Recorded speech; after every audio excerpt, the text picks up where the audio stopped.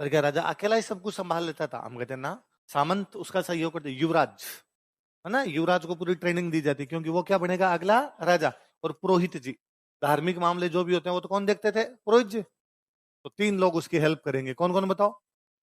पुरोहित, युवराज और सामंत, जितने भी होते 3 प्रकार के लोग लिखो। इसका मतलब कहीं ना कहीं सत्य, वैसे तो मुख्य के अंदर तो वही है, लेकिन उन वो लोगों का क्या लेगा? सहयोग लेगा। वो मुख्य के अंदर है, लेकिन उसके बावजूद निरंकुश नहीं है। ये नहीं कि उसकी मर्जी है वो का वो कर दे, वो लिखो। तो हम कहेंगे भाई उस पर किस बात का प्रेशर है? राजा तो राजा अपने हिसाब से डिसीजन ले ले। हम कहते हैं उस पर 2 चीजों का प्रेशर होता था। एक तो धर्म शास्त्रों का। किसका? क्या होते हैं धर्म शास्त्र? धर्म के शास्त्र है सर, वो धर्म शास्त्र। नाम बताओ, जैसे किसी धर्म शास्त्र का नाम आप जानते हो? कुरान, बाइबिल, गीता, महाभारत, रामायण, गुरु ग्रंथ साहिब। अच्छा चलो आज बताओ, आज जो प्रधानमंत्री होते हैं, मुख्यमंत्री होते हैं, क्या ये निरंकुश होते हैं? संविधान के अनुसार काम करते हैं। किसके अनुसार काम करते हैं? इसलिए कोई योजना भी बनती है, भाषण भी होते हैं, तो कहते हैं संविधान के अंदर रहकर हमने ये काम किया। यही, या कानून। संविधान को मैं कानून बोल सकता हूँ। विधान, विधान मतलब क्या होता है? कानून। मतलब कानून के दायरे में रह के काम करते हैं। तो आज कानून का मतलब संविधान है। पहले भी तो कोई कानून तो होते ही होंगे। कुछ तो होता होगा, चोरी के मामले में ये करो, लूट के मामले में ये करो, कुछ नियम तो उनके भी काम करते होंगे। नाम सुना है कभी? स्मृतियां, नाम सुना है? मनुस्मृति, याज्ञवल्क्य स्मृति, कात्यायनी स्मृति, नारद स्मृति, वो सारी कानून की किताबें हैं। उनको बोलते थे धर्मशास्त्र। क्या बोलते? तो जैसे आज इनके अनुसार काम करते हैं, तब किसके अनुसार काम करते हैं? धर्मशास्त्रों के। उनमें कानून लिखे होते हैं, ऐसा करोगे तो ये होगा, ऐसा करोगे तो ये होगा। तो वो फिर दूसरा, नैतिक दबाव। कैसा? Moral pressure. लोग क्या कहेंगे? लोग, ये भी तो अपने आप में प्रेशर होता है ना। देखो, आज भी तो कोई नेता कोई भी डिसीजन लेते हैं, तब देखते हैं कि लोग नाराज नहीं होने चाहिए। लोग नाराज हो गए तो अपने को वोट मिलेंगे नहीं। पहले भी उनको कहीं ना कहीं लगता था यार अपने किसी भी डिसीजन से लोग नाराज नहीं हो जाने चाहिए। पहले उनको वो ज्यादा था, यदि लोग नाराज हो गए तो लोग मेरे बारे में नेगेटिव बातें करेंगे, नेगेटिव बातें करेंगे तो वो बड़ा यूं बुरा हो जाता उस राजा के लिए। जैसे ना एक एग्जाम्पल है, जोधपुर में कोई एक राजा था, उसके राज में चोरी हो गई। तो जिनके चोरी हुई राजा के पास आए कि भाई राजा जी चोरी हो गई, क्या किया जाए? तो राजा ने पुलिस लगाई, ढूंढो भाई। तो फाइनली चोर पकड़ लिए गए। चोर राजा के साले थे। तो राजा के साले थे, उन्होंने वो चोरी की थी। अब उनको क्या देना पड़ेगा? दंड। अब राजा फंस गया। राजा यदि उनको दंड दे तो रानी नाराज, राजा उनको दंड ना दे तो जनता नाराज। साहब अपने रिश्तेदारों को तो छोड़ दिया राजा ने। तो राजा ने कहा कि चूंकि यह मामला मेरे रिश्तेदारों से जुड़ा हुआ है, इसलिए इसकी न्याय की प्रक्रिया में मैं भाग, जैसे अभी हम पढ़ते हैं, यदि किसी जज की बेंच में ऐसा मुकदमा आ जाए जिसमें उसके रिश्तेदार है, तो वो उसमें भाग नहीं लेगा। तो उसने कहा मैं इससे हटता हूं, वैसा मैं इसमें भाग नहीं लूंगा। और एक 5 लोगों की ज्यूरी बनाई जाती है, ये जो डिसीजन देगी वो सही होगा। फिर उसने अब ज्यूरी बनाने वाला तो राजा ही है, तो उसने उस ज्यूरी को कहा कि ढंग से रगड़ दे, एग्जाम्पल सेट होना चाहिए। ज्यूरी ने डिसीजन दिया कि भाई हम नॉर्मली चोरी के मामलों में मान लो 2 साल की सजा है, पर चूंकि राजा के रिश्तेदार है इसलिए इनको 5 साल काटनी चाहिए। अब इससे क्या एग्जाम्पल सेट हुआ? एक तो लोग क्या बात करेंगे, साहब न्याय ये है, राजा ने अपने रिश्तेदारों को भी बख्शा नहीं। एक ये सेट हुआ कि भाई साहब जब राजा ने रिश्तेदारों को नहीं बख्शा तो कोई दूसरे चपेटे में आ गए, तो फिर तो बहुत बुरा करेगा भाई साहब। तो वो नैतिक दबाव बड़ा होता है कि लोगों के बीच में एग्जाम्पल सही सेट करने पड़ेंगे। तो राजा पे 2 नियंत्रण है। कैसे कैसे? एक तो जो धर्मशास्त्रों में लिखा हुआ उसको मानेगा वो, और दूसरा इसका तो एक है। जोधपुर में एक राजा हुआ विजय सिंह। कल मैं जो ताजीम वाली बात बता रहा था, है ना, कि उसको एक सामंत ने आके कहा कि मैं रुपए दे दूंगा, ताजीम दे दो, उसने मना कर दिया था। कल हम बात कर रहे थे। अच्छा, अपने यहाँ धर्मशास्त्र ये कहते हैं गाय नहीं काटनी चाहिए, इसलिए सब राजा कहते हैं कि मैं तो गो रक्षा करूंगा। और आप देख लो अपने कितने सारे लोक देवता जो सारे किसके लिए काम आए हैं? गायों की रक्षा के लिए। अच्छा, कल मैंने बताया था विजय सिंह के टाइम में पंगा ये चल रहा है कि विजय सिंह का एक और भाई राजा बनना चाहता है, राम सिंह। और राम सिंह मराठों को बुला के लेके आ गया, इसलिए आधी सेना तो राम सिंह के पास और आधी सेना किसके पास है? विजय सिंह। तो विजय सिंह ने भाड़े की सेना बढ़ाई। कैसी बढ़ाई? किराए किराए की सेना। जैसे पता है जॉर्ज थॉमस बढ़ाई थी सेनापति था, तो भाड़े की सेना समझ गए? ये तो राजा की खुद की सेना। तो राजा खुद की सेना में तो कौन होते? राजा के भाई बंधु ही हुआ करते थे। अब वो क्यों लड़ रहे हैं राज्य के लिए? तो वो उनको लगता था हमारे बाप का राज्य है। राज्य राजा की व्यक्तिगत संपत्ति नहीं है, सभी भाइयों की एक तो वो सामंत तो लड़ने के लिए जाते थे। एक राजा ने, सिंधी मुसलमान थे, उनकी एक सेना बना ली। भाई तुम 2,000 लोग मेरी तरफ से लड़ो और मैं तुम्हें तनख्वाह दे दूंगा। बाकी सबको तो जागीरें मिलती थी, उनको आपने रख लिया। अच्छा, वो राजा की तरफ से क्यों लड़ रहे हैं? पैसे मिल रहे हैं। सामंत को पैसे मिले नहीं मिले वो लड़ेगा, क्योंकि उसका कर्तव्य है। वो कर्तव्य के लिए लड़ नहीं रहे। तो एक 2,000 लोगों की टीम है, राजा उसको पैसे देता है, वो राजा की तरफ से लड़ता है। उन्होंने एक दिन एक गाय काट ली। गाय काट के खा गए वो। ये राजा को बात पता चली कि ये जो मेरी सेना इसने क्या काटी है, गाय। तो उसने राजा ने अपनी पुलिस भेजी और पुलिस भेज कहा जिसने गाय काटी उसको पकड़ के लाओ, फांसी लगाएंगे। गाय काट नहीं काटी जा सकते। तो वो गए, तो उनका जो सेनापति बैठा था उसको जाकर, भाई तुम्हारे यहाँ गाय काटी है। अब उसकी बेचारे 2000 की सेना थी, कौन गाय काट खा गया उसको भी नहीं पता था। तो उसने दो, तो किसने काटी तुम पूछो और उसको हम गिरफ्तार करके लेके जाएंगे। तो उसने पूछा, उसने कहा गाय तो काटी है पर गिरफ्तार नहीं कर सकते तुम। किस बात है गिरफ्तार, कोई गिरफ्तार नहीं है। तो वापस आए और उन्होंने आके कहा कि भाई वो तो कह रहे हैं कि हम तो नहीं देंगे, और किस बात का गिरफ्तार, हम तुम्हारी तरफ से लड़ते हैं, खाली तो खाली गाय काट के, इसमें क्या फर्क पड़ता है। तो राजा ने अपनी जो खुद की सेना थी उसको कहा तैयारी करो, इन 2000 के 2000 को मार दो, या तो वो एक आदमी दिया जाए वरना सबको मार दिया जाए। तो राजा का प्रधानमंत्री भाग गया, उसने कहा दिमाग खराब है तेरा, यदि 2000 मार दिए तो ये जब 2000 मरेंगे तो तेरे भी तो 2000 लेके मरेंगे, तेरे कम कितने हुए 4000, फिर उस राम सिंह से कैसे लड़ेगा।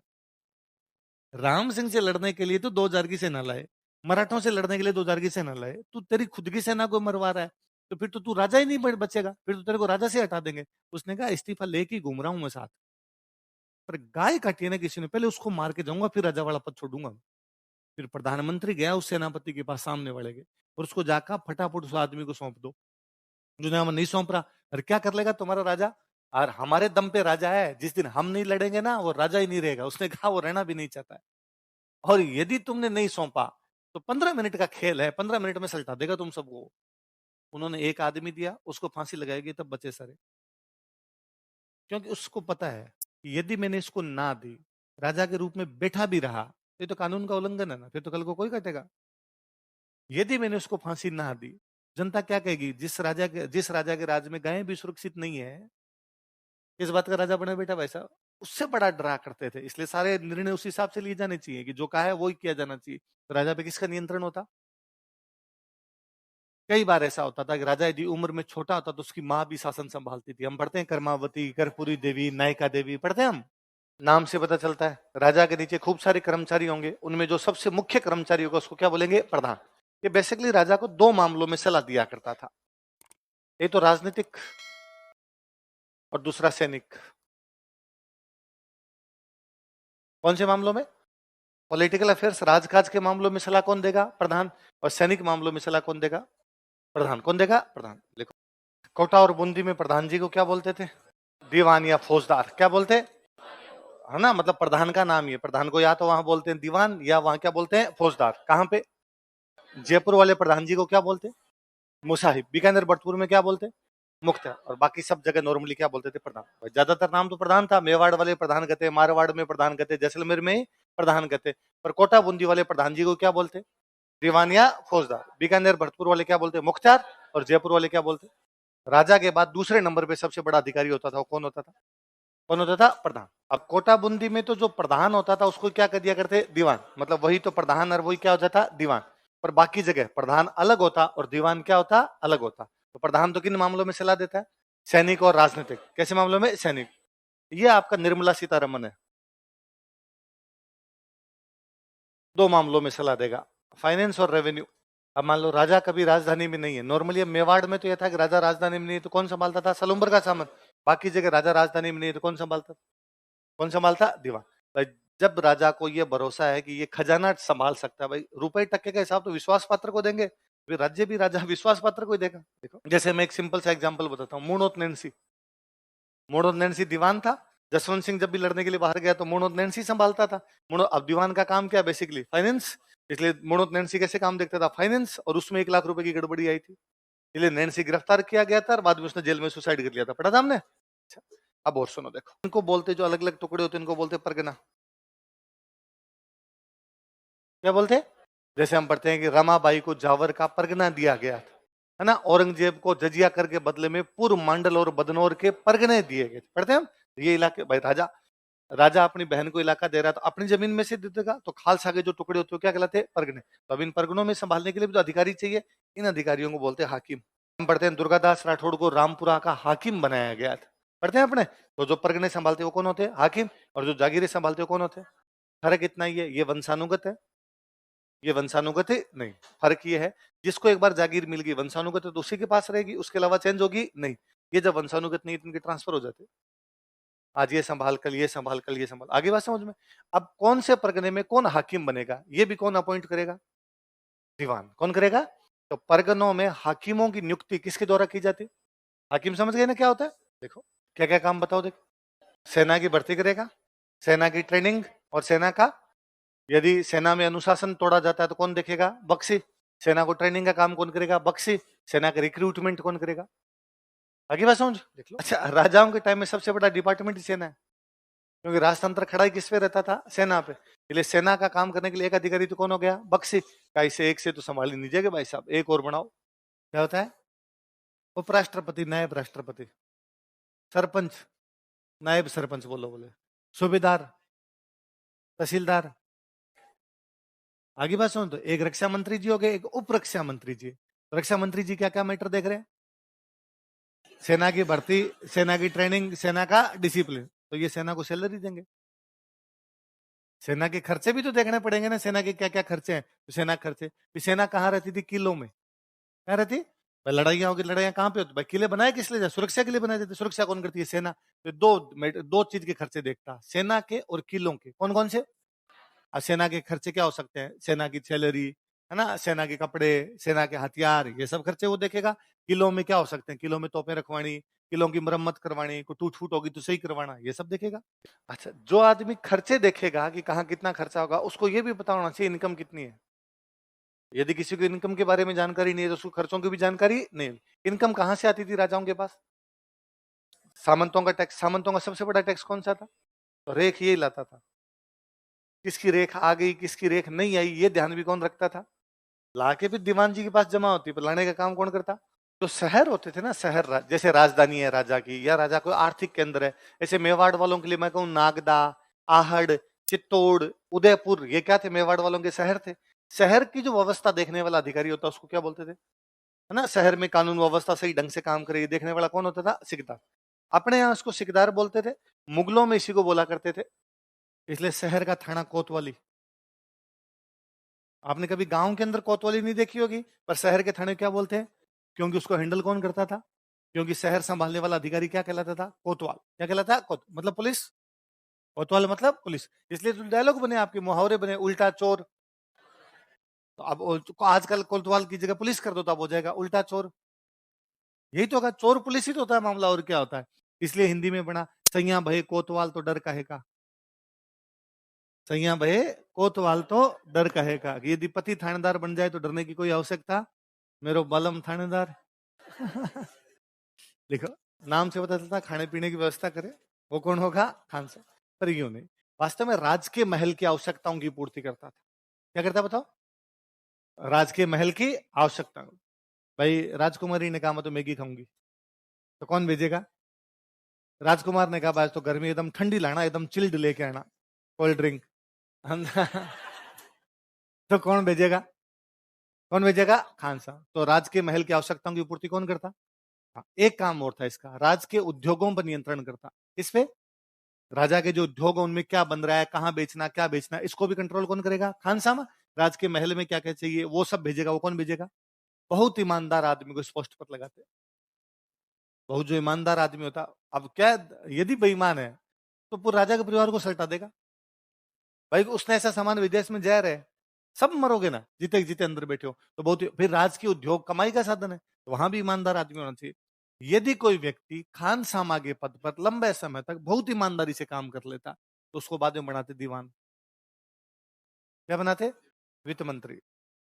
भाई ये विश्वास वाला, यहाँ ईमानदारी दिखाई है, वरना चिंदी चोरी करना शुरू कर दे, मिर्च में 2 रुपए खा गया, है ना, धनिये में 3 रुपए खा गया। तो भाई ये भी तो कर सकता ना आदमी। भाई जहर देने वाली क्यों सोचो? जहर में तो हो सकता अपने कहते हैं सर चेक करते थे। भाई राजा खाना खाता तो उससे पहले जिसने खाना बनाया है तो उसको कहते कि ले तू खा, बैठ के, और फिर आधे घंटे तक देखते आ कर आ। जबान नीली पड़ रही है कि नहीं पड़ रही है, ये भी हुआ करता। वो तो मैं हंसता ही हूँ ना हमेशा।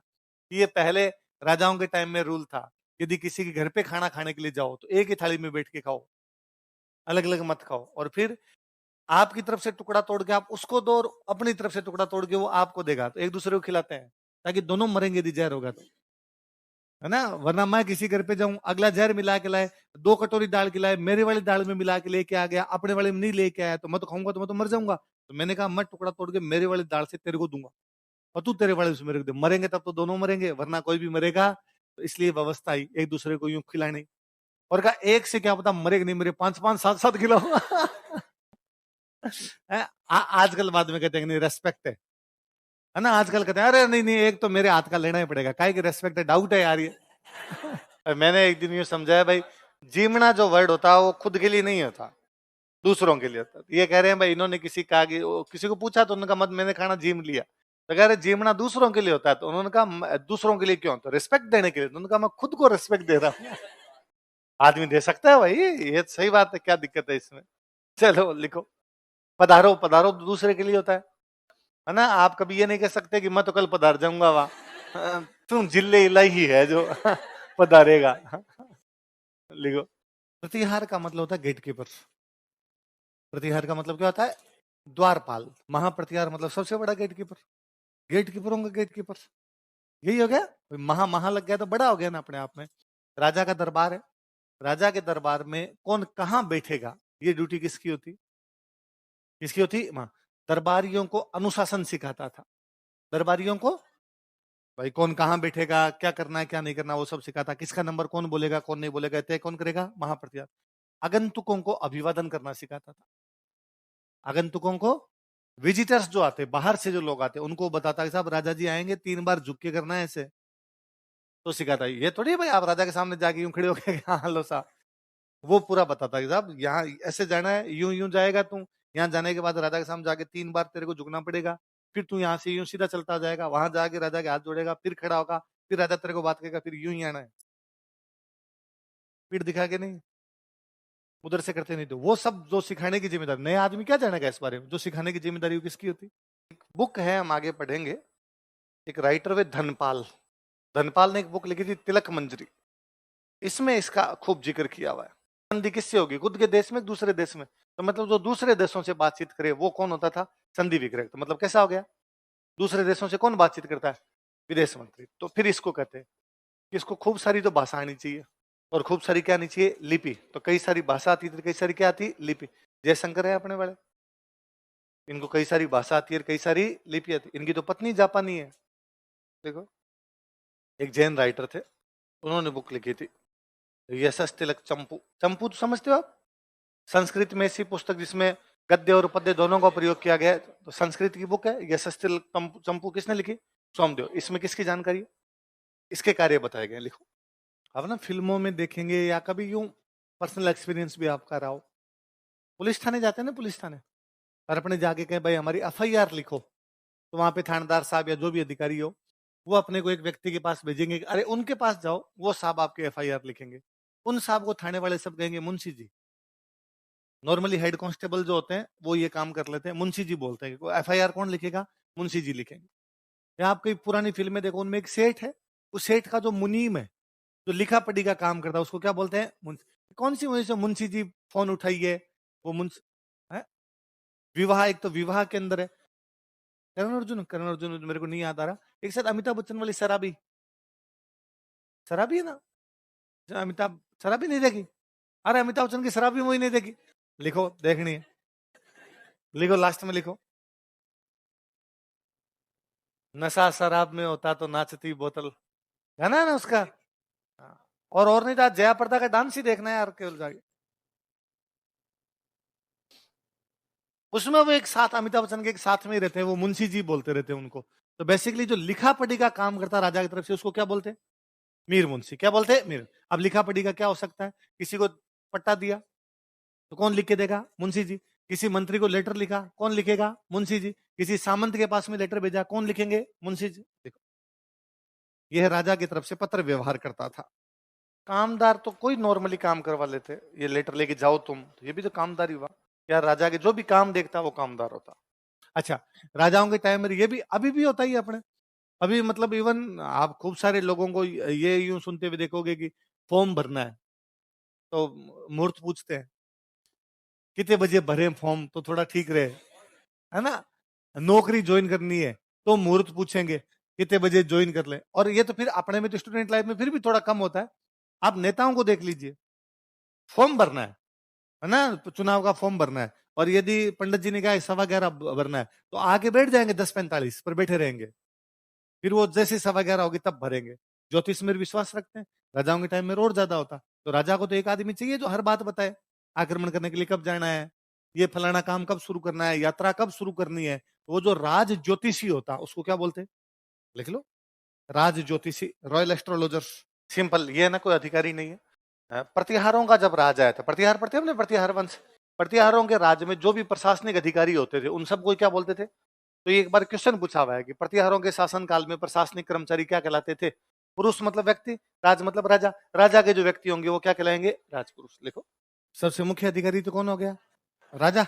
लेकिन राजा निरंकुश से नहीं, किसके सहयोग से, सामंत, पुरोहित और युवराज। किसका कंट्रोल होता उस पर, धर्मशास्त्रों का। और राजा उम्र में छोटा होता तो राजा को पॉलिटिकल और मिलिट्री मामलों में कौन देते, प्रधान जी। उनको बाकी जगह मेवाड़, मारवाड़, जैसलमेर सब जगह क्या बोलते, प्रधान। कोटा बूंदी वाले क्या बोलते, दीवान या फौजदार। बीकानेर भरतपुर वाले मुख्तार। और जयपुर में क्या कहते, राजा को फाइनेंस और रेवेन्यू के मामले देखता। राजा नहीं होता था वो पूरे राज्य को संभालता, तब देश दीवान। और परगनों में हाकिम की नियुक्ति करता। सेना के कौन कौन से मामले, भर्ती, प्रशिक्षण, अनुशासन कौन देखता। और सेना और किलों के खर्चे। और किस पे कंट्रोल करता, रेख। किस पे करता, रेख। नगर का अधिकारी क्या होता, और सैनिक खर्चे तो देख लेता नायब बख्शी, वो क्या देखता, गैर सैनिक खर्चे। मुगलों में उसी को क्या बोलते, नेहरू जी थे, नेहरू जी। नेहरू जी के परदादा जी का नाम था गंगाधर नेहरू। क्या नाम था, वो दिल्ली के कोतवाल थे, दिल्ली के कोतवाल थे। तो कोतवाल बहुत बड़ी पोस्ट हुआ करती थी। अच्छा, उसके बाद में हमने पढ़ा आगे कौन सा, खानसामा। खानसामा दो काम करता है, क्या क्या, राजकीय महल की आवश्यकताओं की पूर्ति और राजकीय उद्योगों पर नियंत्रण। कैसा आदमी होना चाहिए, और बाद में उसका प्रमोशन। अगला कौन सा पढ़ा, महाप्रतिहार। दरबारियों को क्या सिखाएगा, अनुशासन। आने वालों को क्या दिखाएगा, अभिवादन। कौन सी किताब में, तिलक मंजरी। अगला संधि विग्रह, पता ही अपने कौन होता था, युद्ध एवं शांति का मंत्री। तो विदेशों से बातचीत करनी है तो विदेशों क्या लिखेगा, लेटर। तो इसके लिए उसको क्या आनी चाहिए, खूब सारी भाषाएं, खूब सारी लिपियां। और उसको जानकारी किस किताब में, सोमदेव की कौन सी बुक है, यशस्तिलक चंपू। कौन सी है, यशस्तिलक चंपू में। अच्छा, उसके बाद कौन सा, कौन सी, मीर मुंशी। क्या करेगा, राजाओं की तरफ से पत्र व्यवहार जो करता हो कौन होता था, मीर मुंशी। अगला कौन सा, नैमित्तिक। कौन होता, राजा का ज्योतिषी। और प्रतिहारों के शासनकाल में जो भी अधिकारी थे वो सब कल पढ़ेंगे।